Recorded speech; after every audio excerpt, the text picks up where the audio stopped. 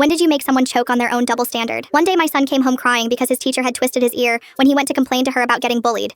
I asked him for the full story, and he continued while sobbing. Jimmy tore my math notebook again, but when I told Mrs. Brown about it, she told me it was probably my fault for making him angry. Mommy, I promise I never did anything to him. Why are they so mean to me? I remembered that Jimmy was Mrs. Brown's son and understood everything. You see, this wasn't the first time this had happened. Mrs. Brown had practically targeted my son ever since she became his teacher. The next morning, I accompanied him to the school and packed my trusty pocket knife just in case I needed it. I work as a lawyer, so I had been very patient with Mrs. Brown, but she needed to be taught a lesson. I sent her an email asking if I could do a quick 15-minute presentation in class about how her teaching methods were helping students, and she loved the idea. When I arrived, Mrs. Brown introduced me as Matt's mother, and I saw the bully, Jimmy, light up from the corner of the room thinking he was going to get recognition. Good morning, everyone. I'm Matt's mom, and as Mrs. Brown mentioned, I'm here to talk about teaching methods and how they shape us. Let's start with a quick scenario. Imagine you're sitting at your desk, quietly finishing your math assignment. Suddenly, another student rips your notebook. Naturally, you report this to your teacher, hoping they'll help. But imagine your teacher's response is, well, it's probably your fault for making them want to pick on you. I paused, seeing Jimmy smirking confidently. Now, class, does this sound fair to you? Every kid instantly went, no, it doesn't. Mrs. Brown looked like she had made a big mistake in agreeing to my request. Great, let's explore this. Who here knows what the school's anti-bullying policy says? I pulled up a digital copy of the policy on my tablet. It clearly states that students who report bullying are the good guys,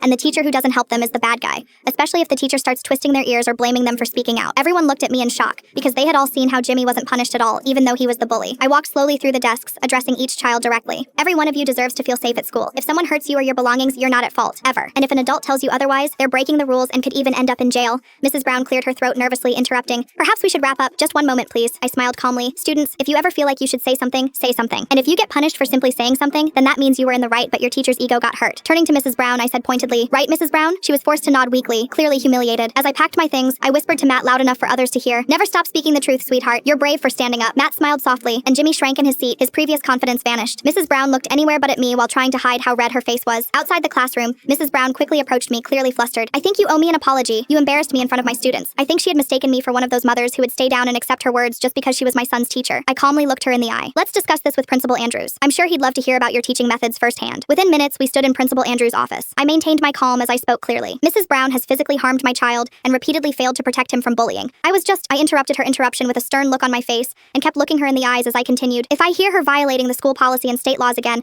I will launch a lawsuit against the school with a number so big that you'll see it in your dreams. Principal Andrews woke up when I said that word and rushed me out the room with guarantees that this won't happen again. When the door closed, I heard him screaming at Mrs. Brown like she was an immature idiot who couldn't handle her emotions. 3 days later, I heard from my son that Mrs. Brown never returned to teach their class, so I thought she might have been reassigned. But then Principal Andrews called me and informed me with glee that her teaching license was suspended pending an investigation. We take bullying very seriously here. That's what he said, and I could tell he was still scared of the word lawsuit. He told me that regardless of what happens to her license, she will never teach at their school again because she raised her hand against a student. I thanked him for his sincerity and hoped that next time he'd take action before a parent has to get involved.